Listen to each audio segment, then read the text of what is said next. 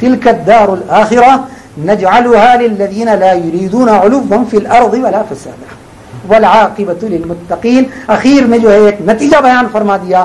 وہ دار آخرت جو ہے اس کو بنایا ہے ہم نے. اس کے لیے بنایا ہے تلک الدار الآخرہ. یہ دار کا جو لفظ ہے یہ عربی میں جو رہائش کا جو مقام ہوتا ہے اس کے لیے 3 لفظ استعمال ہوتے ہیں. ایک دار ہے, ایک منزل ہے اور ایک مکان ہے. منزل اور مکان یہ ایک خاص معنی میں ہوتے ہیں. جہاں پوری رہائش کی سہولتیں نہ ہوں تو اس کو منزل کہتے ہیں یا مکان کہتے ہیں. جہاں سارے قسم کی رہائشیں موجود ہوں اسے کہتے ہیں دار. تو یہ تلک الدار الآخرہ, ہر قسم کی آسائشیں آپ کے لیے موجود ہیں. کہاں موجود ہیں؟ اس دار آخرت میں. اس دار آخرت کو ہم نے بنایا ہے. کس کے لیے بنایا ہے؟ یہ جعل کا لفظ اس کے اندر استعمال فرمایا ہے. ایک جعل کا لفظ ہوتا ہے, ایک خلقہ کا لفظ ہوتا ہے. تو اللہ سبحانہ وتعالیٰ نے خلقہ نہیں بنایا فرمایا, پیدا کیا نہیں فرماتا ہے, پہلے سے پیدا شدہ ہے. اس کو ہم نے مقرر کیا ہے ان کے لیے. کس کے لیے؟ تلک الدار الآخرہ نجعلها للذین لا یریدون علوا فی الارض ولا فسادا. وہ دار آخرت کو ہم نے بنایا ہے اس شخص کے لیے جس کے اندر 2 صفتیں ہوں. لا یریدون علوا فی الارض, جو زمین پر کبھی تکبر نہ کرے اور کبھی مفسد نہ ہو, کبھی فساد نہ کرے. تکبر اور فساد یہ کس کی صفتیں ہیں؟ تکبر یہ اللہ سبحانہ وتعالیٰ کی صفت ہے. بڑائی اللہ سبحانہ وتعالیٰ کے لیے ہے. کبریائی اللہ سبحانہ وتعالیٰ کے لیے ہے. عظمت اللہ سبحانہ وتعالیٰ کے لیے ہے. اگر کوئی دعویٰ کرتا ہے تو گویا اللہ سبحانہ وتعالیٰ کی قدرت کاملہ میں دخل دیتا ہے. اس کے لیے کیا دار آخرت ہوگا؟ تو تلک الدار الآخرہ نجعلها للذین لا یریدون علوا. ایک تو وہ علو نہ چاہتا ہو, تکبر نہ کرتا ہو, اس کے لیے ہے. اور دوسرے یہ کہ فساد نہ کرتا ہو. فساد یہ شیطان کی صفت ہے. تو شیطان کی صفت ہوگی جنت سے محروم, اور اللہ سبحانہ وتعالیٰ کی صفت میں دخل دینے والا ہوگا جنت سے محروم ہوگا, دار آخرت سے محروم ہوگا. تو یہ دار آخرت سے محرومی کا سبب یہ تکبر اور فساد ہوگا. تو تکبر فساد اگر قلب سے نکلے تب جو ہے یہ دار آخرت تمہارے لیے ہوگا. دار آخرت کا جو طلبگار ہوتا ہے اس کو اس کا زہد اتنا مشہور تھا یہاں تک کہ فرشتوں میں تک اس کی شہرت تھی. فرشتے آپ کے زہد کے قائل تھے. حضرت سیدنا ابراہیم ادہم کا قصہ ہے, مشہور ہے. ایک مرتبہ بغداد شریف میں کھجور خریدنے کے واسطے تشریف لے گئے. کھجور دکاندار تولا آپ کی تھیلی میں ڈال دیا. تھیلی جو ہٹائی تو 2 کھجور نیچے گرے ہوئے آپ کو نظر آئے. آپ نے یہ خیال کیا کہ یہ کھجور اس تول میں آئے ہیں. اس کھجوروں کو اپنی تھیلی میں ڈالے اور وہاں سے چلے گئے. کئی دنوں کے بعد مکہ مکرمہ تشریف لے گئے. وہاں جانے کے بعد میں مراقب ہو رہے ہیں تو مراقبے میں ایک خاص کیفیت دیکھتے ہیں. دیکھتے ہیں کہ 2 فرشتے گفتگو کر رہے ہیں. ایک فرشتہ پوچھتا ہے یہ کون شخص ہے؟ دوسرا بولتا ہے اس کو نہیں پہچانتے, یہ زاہد خراساں ہے, یہ خراساں کا زاہد ہے. یہ تو زہد کا چرچا یہ کہاں فرشتوں تک جو ہے وہ مشہور ہے. عالم ملکوت میں تک آپ کی شہرت ہے کہ آپ زاہد خراساں ہیں. یہ آپ کا زہد ہے. یہ تو بہرحال یہ ہے کہ یہ وہ فرشتے نے کہا کہ زاہد خراساں ضرور ہیں, لیکن اللہ سبحانہ و تعالیٰ نے ان کی عبادت کو مقبول نہیں کیا. 2 سال سے عبادت موقوف ہے ان کی. دوسرا فرشتہ پوچھتا ہے کیا وجہ ہے اس کی؟ تو کہا کہ 2 کھجور خلاف شریعت ان کے پیٹ میں گئے ہیں, اس وجہ سے ان کی عبادت غیر مقبول ہے. صرف عرض کرنا یہ ہے کہ آپ کا زہد یہ فرشتوں میں مشہور ہے. فرشتے تک اس کو شہرت کرنے کی یہ شہرت ہے کہ ابراہیم ابن ادہم یہ زاہد خراساں ہے. تو خراساں کے زاہد سے ایک شخص پوچھتا ہے بما وجدت هذا الزہد, اس زہد کو تم نے کیسا پایا؟ کیا حکیمانہ جواب آپ دیتے ہیں, بثلاثه اشیاء, 3 چیزوں سے میں نے یہ زہد پایا. کیا 3 چیزیں ہیں؟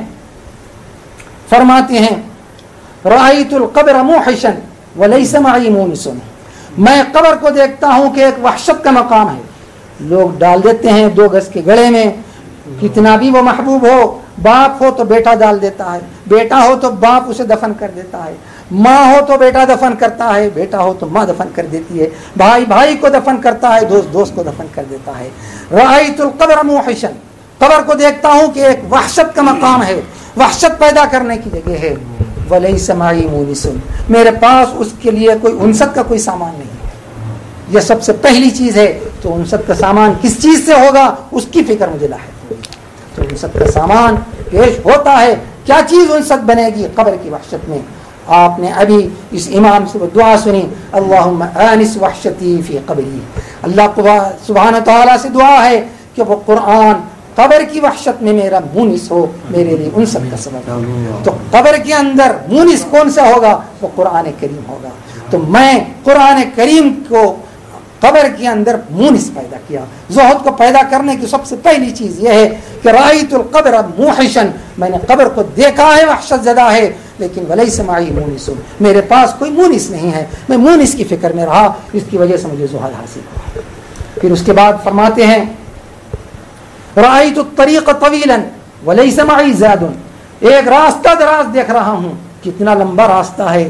قبر میں دفن ہونے کے بعد میں برزخ کب ختم ہوگی اور قیامت کب آئے گی یہ اللہ سبحانہ و تعالیٰ ہی جانتا ہے. آپ کے سائنسدانوں کی تحقیق یہ ہے کہ یہ 5 کروڑ سال سے یہ دنیا میں انسان آباد ہے. 5 کروڑ سال سے کتنے انسان آئے اور کتنے برزخ میں گئے، تو بھی ابھی برزخ بھری نہیں ہے. اس کے بعد میں جنت میں جانے کا وقت کب آتا ہے یہ کس کو معلوم ہے. تو رأیت الطریق طویلا، ایک راستے کو دراز دیکھتا ہوں، ولیس معی زاد، میرے ساتھ کوئی توشہ اور نہیں، میرے ساتھ کوئی کھانے پینے کا سامان نہیں ہے. تو توشہ کیا ملا؟ تو قرآن کریم میں نے غور کیا تو فرماتے ہیں کہ تزودوا فإن خیر الزاد التقوی، توشہ اختیار کرو. توشہ کیا ہے؟ جس راستے میں کیا توشہ کام آنے والا ہے، اس راستے میں توشہ اگر کام آنے والا ہے تو وہ تقوی کا ہے. تقوی کیا چیز ہے؟ حضرت عمر رضی اللہ تعالی عنہ جیسی شخصیت ہے. حضرت ابی ابن کعب سے سوال کرتے ہیں ایک مرتبہ کہ اے ابی بتاؤ تقوی کسے کہتے ہیں.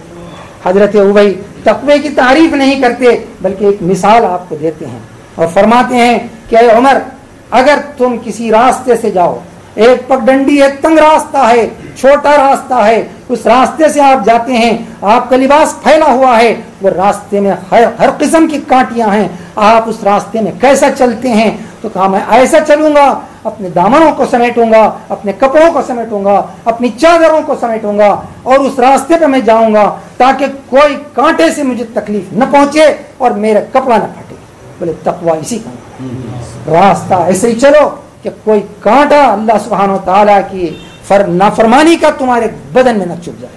تو حضرت ابی ابن کعب جیسی شخصیت سے عمر جیسی شخصیت سوال کر رہی ہے کہ اے بھائی بتاؤ تقوی کسے کہتے ہیں. بہرحال حضرت ابراہیم ابن ادہم کہتے ہیں کہ رأیت الطریق طویلا، ایک دراز راستہ میں دیکھتا ہوں، ولیس معی زاد، میرے سامنے کوئی جو ہے توشہ نہیں ہے میرے پاس. تو وہ توشے کی فکر ہوئی. تو دوسری بات جو نکلی وہ توشے کی. زہد کس سے پایا؟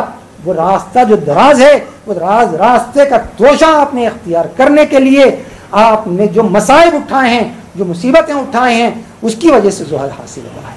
تو پہلے قبر کی یاد، دوسرا پھر اس کے بعد میں یہ پل صراط کی جو رائے یاد ہے، یہ زہد کی طرف لے جانے والی ہے. تیسری بات بیان فرماتے ہیں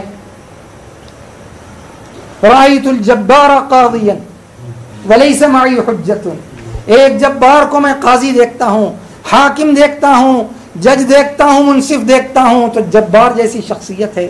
اللہ سبحانہ و تعالیٰ جو ہے جبر کرنے والا ہے. اللہ سبحانہ و تعالیٰ کسی کی سننے والا نہیں ہے. اس کی قدرت کاملہ ایسا ہے. تو اس کا فیصلہ کرنے والا کون ہے؟ وہ جبار ہے. ولیس معی حجت، میرے پاس کوئی حجت نہیں ہے. تو حجت کیا چیز ہوگی؟ ادھر نہ تو توشہ کیا ہوگا اور انست پیدا کرنے والی کیا چیز ہوگی، اور پھر اس طرف حجت کیا چیز ہوگی.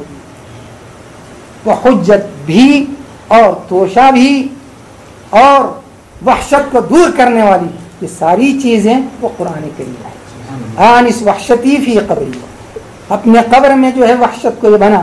اور وجعلہ لی حجتا یا رب العالمین، یہ دعا کی جاتی ہے کہ اللہ سبحانہ تعالیٰ اے رب اس کو جو ہے میرے لیے حجت بنا. تو حجت یہ کون سی چیز حجت ہے؟ وہ قرآن کریم ہے.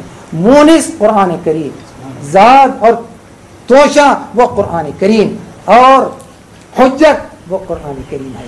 تو رأیت الجبار قاضیا ولیس معی حجت، جبار کو میں دیکھتا ہوں کہ وہ قاضی ہے یہ ہماری اس دنیا کی یہ عدالتیں نہیں ہیں، نہ حرام خور وکیلا ہیں، نہ حرام خور جج ہیں کہ رشوت دے دو اور اپنی جو ہے مرضی کے موافق ان سے فیصلے لکھوا لو۔ وہ جو دربار ہے وہ نہ گواہ کی ضرورت ہے، نہ وہاں وکیل کی ضرورت ہے، نہ کسی پیروکار کی ضرورت ہے۔ وہاں تو الیوم نختم علی افواہہم وتکلمنا ایدیہم وتشہد ارجلہم بما کانوا یکسبون کی عدالت ہے۔ آج منہ پر مہر لگا دی جائے گی، ہاتھ گواہی دے گا میں نے کیا ظلم کیا ہے، پیر گواہی دے گا میں نے کیا گناہ کیا ہے، زبان گواہی دے گی کس کا میں نے دل توڑا ہے اور کس کو میں نے گالی دی ہے۔ یہ وہ عدالت ہے، وہاں کسی کوئی حجت کام آنے والی نہیں۔ یہاں قاتل چھوٹ جاتا ہے، چور چھوٹ جاتا ہے، زانی چھوٹ جاتا ہے، غاصب چھوٹ جاتا ہے، وہاں نہیں چھوٹے گا۔ تو حضرت ابراہیم ابن ادہم فرماتے ہیں کہ رأیت الجبار قاضیا، قاضی میں جبار کو دیکھتا ہوں، ولیس معی حجت، میرے سامنے کوئی حجت نہیں ہے۔ تو اے عزیز ساتھیو، اگر آپ کو وہ در کی تلاش ہے تو پھر یہ تین چیزیں آپ اختیار کریں، اور تینوں چیزیں وہ ملیں گی کہاں؟ وہ قرآن کریم ہی میں ملیں گی، وہ ہے قرآن کریم ہی۔ یہ تینوں چیزوں کا خلاصہ وہ قرآن کریم ہے، اور قرآن کریم اور شریعت اللہ سبحانہ و تعالیٰ کی یہ دو چیزیں ایک ایسی ہیں، اس کی فکر اگر انسان کو لاحق ہو تو ہمیشہ اس فکر میں رہے گا، دنیا کی کوئی فکر اس کو حاصل نہیں ہوگی۔